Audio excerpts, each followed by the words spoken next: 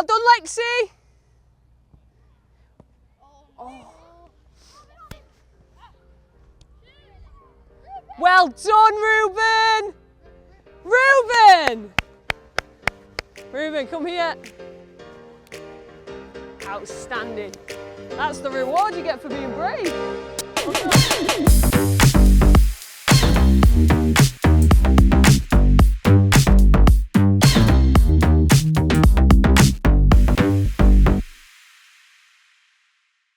So we started with our Great Escape. In this game, we have a funneled area in which all players start with a ball, apart from 2 guards that we've started with to cover 4 gates across our Great Escape. The gates all vary in size so that there's different challenge for the different individuals that are going into the game, so that when they're trying to escape, there is an extra element of challenge, but that they have autonomy and ownership over which part of the challenge they choose when they're in there. Having the funnel and having them start in the funnel after they escape each time means that they'll have very tight ball manipulation skills even when they're in the funnel, so that when they then break into the game, it's a completely different challenge and movement with the ball at their feet. So for our session, we've had 15 players involved today. So the pitch size that we've used in the Great Escape aligns to the amount of players that we had. We might make this a bit smaller if we had less players in the game, so that the challenge when they're inside the Great Escape still aligns to the outcomes that we're trying to bring out in the session, so that they're still moving with the ball, turning and twisting and changing direction very frequently. So we've added a variety of challenge now, but we've given the players some autonomy over what decisions they want to make. So they've got ownership now of where they decide to go and how many points they can achieve for that. So some of them, you can see, are purposely challenging themselves to go through the toughest gate, which is the smaller gate with a defender on it. We've then got 2 other smaller gates, but they are marked by just 1 guard.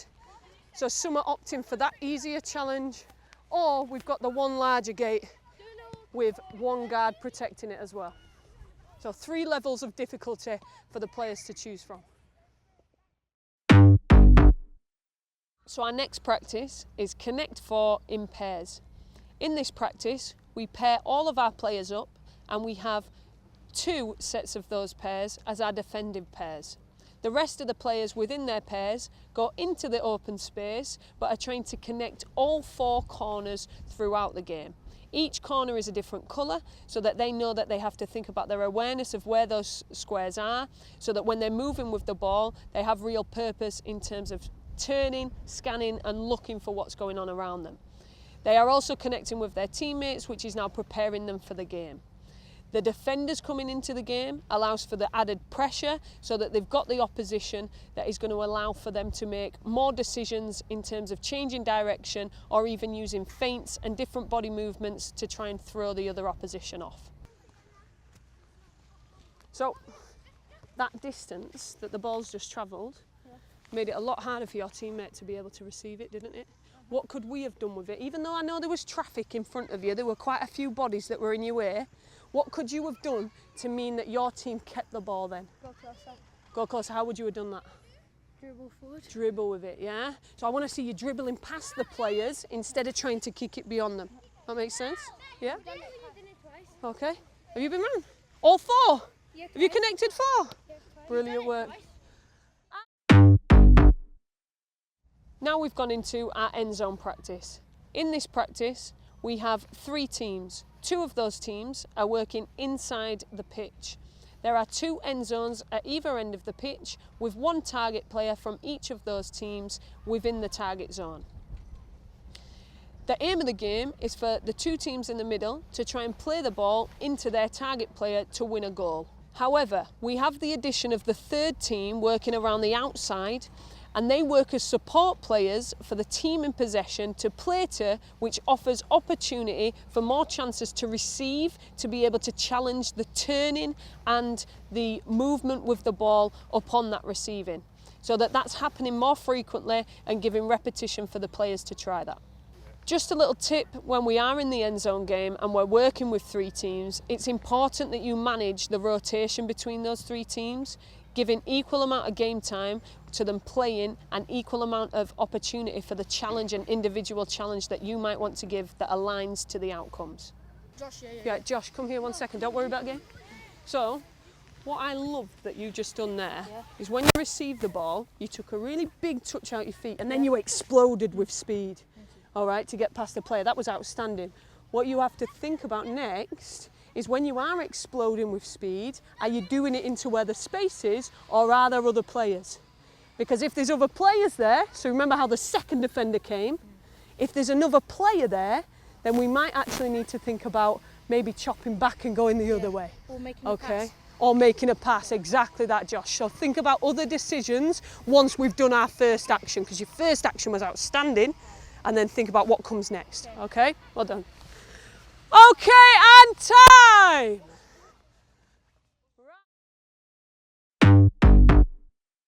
So now that we're moving into learning through the game, this is an opportunity for our players to take all of their learning from throughout the session into the game practice. Because of this, we set out in our whole group intervention at the beginning of the practice what those challenges might look like and how they might incorporate some of their learning in the game. This was a great opportunity for us to question players and give them the opportunity to give us the information back to check for understanding. Why is it important that we have space if we're trying to turn and dribble with the ball? Because then, if you don't have any space, then they can close you. If you have space, then you have time to think, and then make your next move. Absolutely, and you know what's really important with that?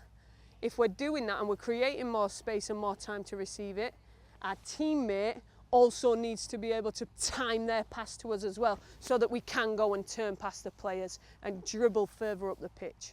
When we go into the game, we continue with the 3 teams. This allows for rotation so that players have equal amount of game time, but also maximises the amount of pitch space that we have within the pitch. We want to make sure that the pitch size and space is relevant to what we are trying to get out for the players.